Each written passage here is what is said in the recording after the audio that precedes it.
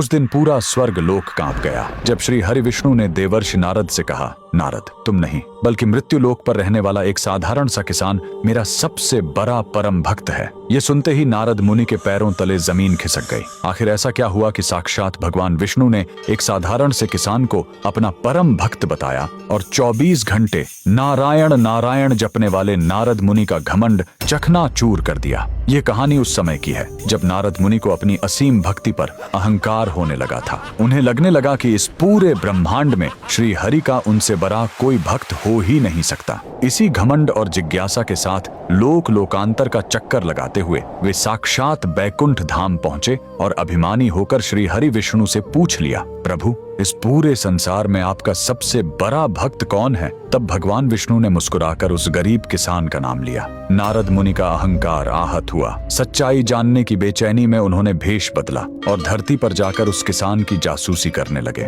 उन्होंने देखा कि वह गरीब किसान सुबह उठा, आसमान की तरफ देखकर हाथ जोड़े और कहा, राम राम प्रभु। फिर वह अपने खेत पर गया। दिन भर उसने चिलचिलाती धूप में अपने बैलों के साथ खेत की जुताई की। पसीने और मिट्टी में लथपथ होकर उसने अपना खून पसीना एक किया। शाम को थका हारा घर लौटा, रूखी सूखी रोटी खाई और सोने से पहले बस एक बार फिर आसमान की ओर देखकर कहा, प्रभु, तेरा कोटि कोटि धन्यवाद। ये देखकर नारद मुनि तुरंत श्री हरि के पास लौटे और थोड़े क्रोधित होकर बोले, प्रभु, उसने तो पूरे दिन भर में मुश्किल से 2 या 3 बार आपका नाम लिया होगा और मैं हर सांस के साथ आपका नाम जपता हूँ, फिर वो आपका परम भक्त कैसे? श्री हरि विष्णु ने उन्हें कुछ भी नहीं समझाया। उन्होंने बस सोने के एक कटोरे को तेल से लबालब भर दिया और नारद जी को देते हुए कहा, नारद, इसे लेकर पूरे ब्रह्मांड का चक्कर लगा कर आओ, लेकिन याद रहे, इस कटोरे से तेल की एक भी बूंद नीचे नहीं गिरनी चाहिए। अपने अहंकार में चूर नारद मुनि उस तेल से भरे सोने के पात्र को लेकर तुरंत ब्रह्मांड के चक्कर पर निकल गए।